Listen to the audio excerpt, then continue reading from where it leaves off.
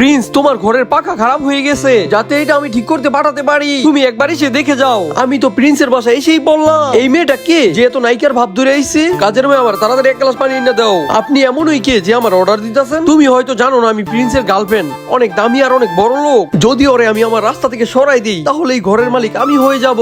যত সহজে বলতেছো, জিনিসটা কিন্তু এতই সহজ নয়। তুমি এগুলো আমার উপরে ছেড়ে দাও আর নিজের মোছামাছি কাজে মনোযোগ দাও। প্রিন্স, বাহিরে বিজলির আওয়াজে আমার ঘুম আসতেছে না। আমি কি তোমার সাথে ঘুমোতে পারি? কিন্তু আমার সাথে তো একজনের জায়গা আছে। তুমি প্রিন্সকে ডিস্টার্ব না করে চলো আমার সাথে ঘুমাও। যিনি আজকে রাতে প্রিন্সের পার্টি, এই জন্য হয় তোমার এই নতুন কাপড় দিছে।